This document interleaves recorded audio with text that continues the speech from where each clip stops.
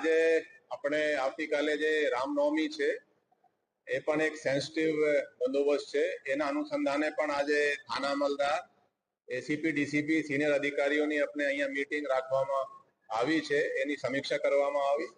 તમે જુઓ છો સ્વાગત ગુજરાત ન્યૂઝ, સત્યની સાથે. કેમ કે કાયદો અને વ્યવસ્થામાં કોઈ કોમ્યુનલ ઇસ્યુ ના થાય એ સૌથી ઇમ્પોર્ટન્ટ છે. આ સિવાય એક ઇમ્પોર્ટન્ટ આપણે પ્રોજેક્ટ હાથમાં લીધા છે. ઇનિશિયેટિવ છે એટલે આપણે કોઈએ કીધું નહીં, પણ આપણે લાગ્યો કે આ પ્રોજેક્ટ આપણે કરી શકીએ. તો લાસ્ટ યર મઈ માસમાં આપણે એક ઓર્ડર કર્યા હતા કે ગુજરાત પબ્લિક સેફટી એક્ટ જે છે એના હસ્તક આમ તો જે મોટા મોલ છે એમાં સીસીટીવી લગાડવા માટે મેન્ડેટરી છે, પણ પોલીસ લોકોને થોડું જાગૃત કરે, સોસાયટીઓમાં જઈને દુકાનદારો છે તો એ સીસીટીવી લગાવે પોતે જ, અને એનો સ્પેસિફિકેશન્સ પણ આપ્યા કે આઈપી બેઝડ હોય. એટલે ત્યારથી આપણે મઈ 2024 થી અત્યાર સુધી 14,000 થી ઉપર સીસીટીવી આપણે લાગી ચુક્યા છીએ. હવે એ સીસીટીવી લાગી છે તો એનો ફીડ નો આપણે કેવી રીતે ઉપયોગ કરીએ એના પણ આપણે લાસ્ટ મંથ આપણે ડિસિઝન લીધું. એના માટે આપણે ટાસ્ક ફોર્સ નો ગઠિત કર્યા. ટાસ્ક ફોર્સમાં તમામ ડીસીપીઓ છે, જેસીપી ક્રાઇમ એનો હેડ કરી રહ્યા છે. હવે પબ્લિક ભાગીદારીથી આની પબ્લિક જે રોડ હોય, ઇમ્પોર્ટન્ટ જગ્યા, જે જાહેર જગ્યા હોય, એની અમુક ફીડ પોલીસ સ્ટેશનમાં આવે અને એ ફીડ આપણે કંટ્રોલમાં પણ આવે. એમાં સરકારનો કોઈ ખર્ચો નથી, પણ કાયદો અને વ્યવસ્થા માટે ખૂબ જ સારી રહેશે. તો એની પણ આજે આપણે સમીક્ષા કરી. એમાં અત્યાર સુધી 250 જેટલા સીસીટીવીની ફીડ પોલીસ સ્ટેશન અને કંટ્રોલ રૂમમાં આવી ચૂકી છે. એટલે ટૂંકમાં જોઈએ તો આ 14,000 સીસીટીવી નો પોલીસના ઇનિશિયેટિવથી જ એ લાગ્યા છે અને એની સીસીટીવી નો ઉપયોગ પણ આપણે કરી રહ્યા છીએ લોક ભાગીદારીથી. એમાં જીટીપીએલ ની આપણે ખાસ હેલ્પ લઈ રહ્યા છીએ.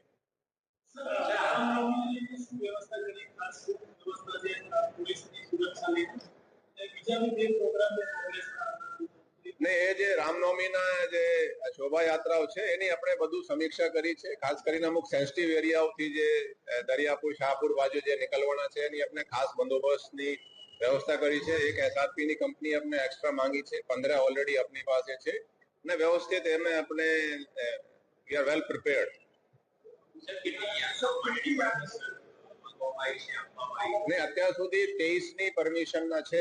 અમુક અરજીઓ લોકલ પોલીસ સ્ટેશન લેવલે પણ આવે છે, નાની નીકળવાની એ પોલીસ સ્ટેશન લેવલે પણ આપવામાં આવે છે. અત્યાર સુધી 23 છે અને અમુક પેન્ડિંગ પણ છે. સંવેદનશીલમાં જો એક મુખ્ય છે એ પેલી જોર્ડન રોડ અને પેલું દરિયાપુર અને શાહપુરની જે નીકળે છે એ સૌથી સંવેદનશીલ આપણે ગણીએ. એમાં આપણે ક્રાઇમના પણ માણસો સાથે રહેશે. લોકલ ડીસીપી પણ એના સુપરવિઝન કરશે અને એડિશનલ કમિશનર ત્યાં જાતે રહીને એને સુપરવિઝન કરવાનું છે.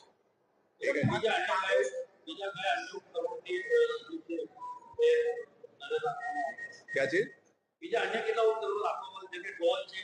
નહીં, આ ડ્રોનના પણ એક આપણે યુઝ કરી રહ્યા છીએ. હમણાં જ એક પ્રોજેક્ટ શરૂ થયા છે. આ ડ્રોનનો પણ ઉપયોગ કરીએ, પણ આપણે જોઈએ તો કાયદો અને વ્યવસ્થા માટે સૌથી ઇમ્પોર્ટન્ટ આ સીસીટીવી છે. અને બંદોબસ્તના વખતે આપણે દરેક અધિકારી સાથે વિડીયો કેમેરા પણ રહેશે. એના પણ આપણે લો એન્ડ ઓર્ડરમાં ખાસા ઉપયોગ કરવાના છીએ.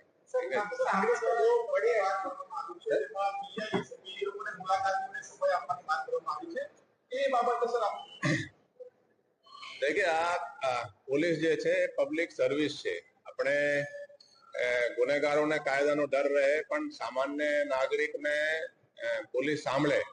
હું પણ જ્યારથી નોકરીમાં જોડાયા છીએ 12 થી 2 ની વચ્ચે અરજદારોને સાંભળતા આવ્યા છીએ. હું તો ક્યારેક રાતમાં પણ બેસ્યો. હું એક વખતે તો 8 વાગે આવી ગયા, તમે કેને બોલાવી લો.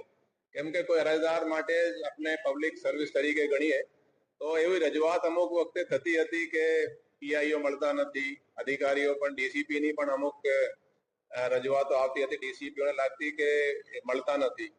તો આપણે ગઈકાલે ઓર્ડર કર્યા છે.